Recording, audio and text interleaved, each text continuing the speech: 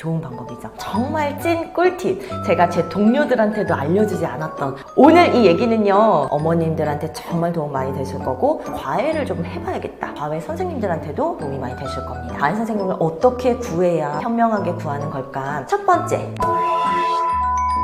제발 쓰지 마. 자, 어떻게 말씀을 하시냐면요, 3개월 안에 끝내줘. 너무너무 궁금해서 막 물어보고 싶잖아요. 우리 아이 잘하고 있나요? 이렇게 물어보실 필요도 없어요. 저는 현재 메가스터디 중등인강 1위 사이트인 엠베스트에서 영어 강의 진행하고 있고요. 빅스터디 학원의 대표 원장입니다.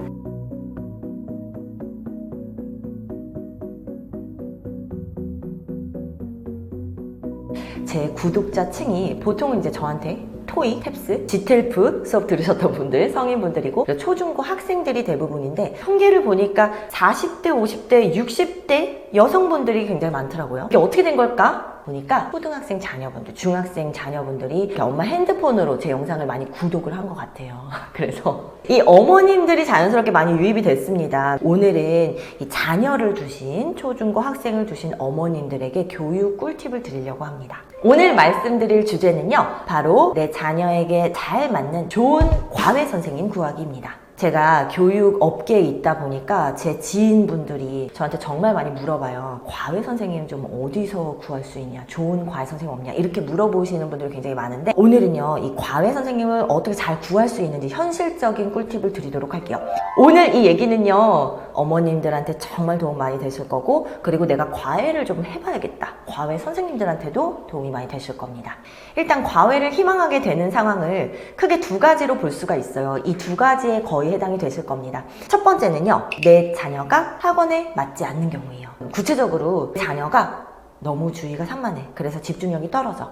혹은 ADHD 판정을 받았어. 이런 경우는요, 학원을 보내도 정말 한 달도 안 돼서, 심한 경우에 뭐 일주일도 안 돼서 학원에서 퇴원 조치가 내려지거나 이런 경우가 되겠죠. 근데 생각보다 많아요. 생각보다 한 20%, 30%는 과외를 희망하는 분들 중에서 이런 문제 때문에 과외를 받게 되는 경우가 많습니다. 두 번째가 바로 이제 7, 80% 대다수가 아마 이 경우에 해당할 텐데요. 단기간에 학습량을 많이 늘려야 하는 경우예요. 이 경우는요, 아이는 평온합니다. 아이는 별로 불안함을 못 느끼는데 어머님들이 많이 불안함을 느끼시는 경우예요. 가장 많은 연령대가 바로 초등학생 5학년 그리고 6학년 때 많이 불안해하시고, 왜? 중학교 때 갑자기 학습의 방향이 바뀌잖아요. 교과 영어, 교과 수학을 해야 되는 그런 경우가 되기 때문에 초등학교 5학년, 6학년 자녀분들, 그리고 중학교 1학년보다는 중학교 2학년 때 과외를 많이 시키시는데, 이거는 왜 그럴까요? 시험을 보기 때문에. 중학교 1학년 때는 자유학기제였는데 중학교 2학년 때 시험을 보고 뭔가 늦었다. 그래서 마음이 불안해지시는 경우. 오히려 중3보다 중2가 많아요. 그리고 고등학교에 가면요, 또 신기하게 고1, 2 때보다, 이때는 이제 많은 시도를 하시는 거죠. 학원도 보내보고 다른 방향도 이제 찾아보고. 근데 고3 때 과외를 진짜 많이 합니다. 저도 이제 과외를 많이 해봤기 때문에 초 5, 6, 중2 그리고 고3 때, 이때 과외를 많이 찾게 되세요. 자, 그러면 이 과외 선생님을 어떻게 구해야 현명하게 구하는 걸까? 세 가지로 제가 말씀을 드릴게요. 첫 번째, 과외 선생님 잘 구하는 방법은 주변의 추천, 주변의 평판을 이용하는 겁니다. 왜 어디 가서 뭘 사려고 해도, 요즘 인터넷 쇼핑 많이 하잖아요. 인터넷 쇼핑으로 뭐 화장품 하나를 사려고 해도 리뷰를 보잖아요. 리뷰 많은 순, 평점 높은 순, 이거랑 똑같습니다. 주변에서 이미 검증된 선생님을 소개를 받으면 이게 가장 좋겠죠.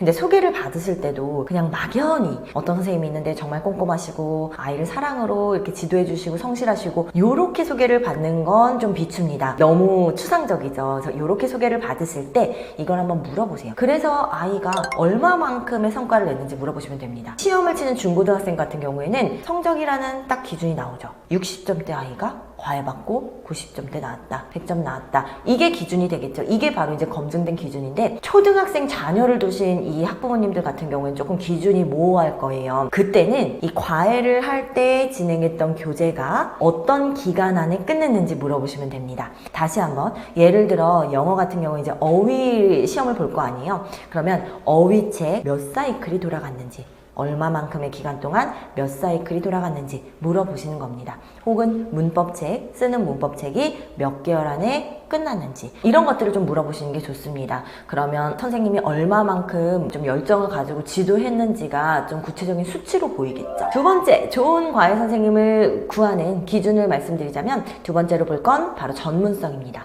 선생님의 전문성을 봐야겠죠. 근데 이제 배우지 않았으니까, 내가 겪어보지 않았으니까 전문성을 확인할 수가 없어요. 그렇기 때문에 선생님의 학력 그리고 경력을 보시는 거예요. 일단 학력 부분에서는요, 사실 전공보다 학력을 제가 이제 보라고 말씀을 드리는데, 전공은 제 개인적인 생각에는 크게 중요하진 않습니다. 그런데 학력은 중요해요. 대학생 선생님을 쓰는 경우가 굉장히 많은데요, 대학생 과외 선생님은 제발 쓰지 마세요. 우리가 어떤 수요와 공급에 있어서 수요자와 공급자가 물론 돈이라는 걸 중간에 매개로 하긴 하지만 목적이 어느 정도 일치해야 됩니다. 우리 어머님들의 목적은 학습 성과죠. 전문 과외 선생님들의 목적도요, 학습 성과예요. 내가 성과를 내야 내 커리어가 쌓일 거니까. 근데 우리 대학생 과외 선생님들을 생각해 보면요, 대학생 과외 선생님들의 목적은 대부분은 개인적인 용돈일 겁니다. 그렇기 때문에 웬만하면 목적이 일치하는 전문 과외 선생님을 쓰는 게 좋겠죠. 그리고 학력에서 조금 디테일하게 들어가자면 초등학생 자녀들도 다 좋은 대학 알아요. 막 스카이, 명문대학 압니다. 근데 만약에 내가 과외를 받는 선생님이 좋은 대학 출신이다 라고 하면 조금은 그 아이에게 동기부여가 돼요. 이 동기부여를 크게 받는 아이들도 있어요. 아, 이 선생님처럼 되고 싶다 라는 게 또 과외 선생님한테는 작용을 할 수가 있습니다. 그래서 학력을 조금 보시는 거고, 가장 중요한 건 경력이죠. 어느 정도의 성과를 낸 선생님을 구하시는 게 좋을 것 같아요. 신입 선생님들 열정이 넘치시죠. 근데 신입 선생님들은 아무래도 성과가 없기 때문에 내 아이가 좀 급한 상황이다 할 때는 위험합니다. 그래서 좀 풍부한 경력을 가진 선생님을 고르시는 게 좋고, 다시 한번 말씀드리지만 대학생 선생님은 비춥니다. 끝으로 세 번째, 좋은 과외 선생님을 구하는 방법입니다. 정말 좋은 방법인데, 어머님들이 먼저 기준을 제시하시는 거예요. 자, 어떻게 말씀을 하시냐면요, 일단 과외를 하러 이렇게 왔을 때 이렇게 어머님들이 먼저 기준을 제시해 주세요. 우리 아이 어떤 문법책을 혹은 어휘책을 3개월 안에 끝내주세요. 이렇게 말씀을 먼저 하시는 거예요.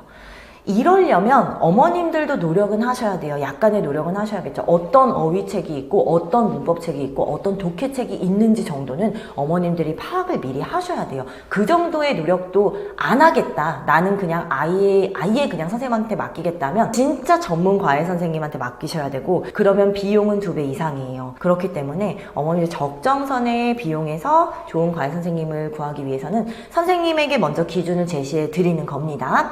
이 문법 책을 3개월 안에 끝내주세요. 이 어휘책을 3개월 안에 돌려주세요. 이렇게 말씀을 하시는 거예요. 그러면 어떤 효과가 있냐면, 과외 선생님도 딱 기준을 받았잖아요. 그러면 이 아이를 내가 3개월 안에 할 수 있을까? 라고 하면서 긴장을 딱 하게 돼요. 그러면서 그 다음에 과외를 진행하면서 이 아이를 계속해서 관찰하게 됩니다. 그 어머님들은 중간중간 내가 너무너무 궁금해서 막 물어보고 싶잖아요. 우리 아이 잘하고 있나요? 이렇게 물어보실 필요도 없어요. 선생님이 진행하면서 내가 1달 반 됐는데 진도는 절반도 안 됐어? 그러면 어머님한테 먼저 상담 요청을 할 거예요. 선생님이 먼저, 오히려.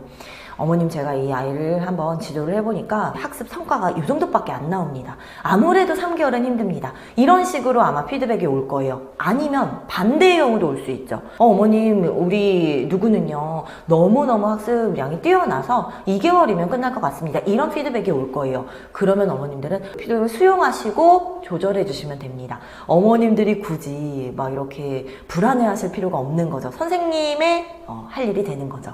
좋은 방법이죠.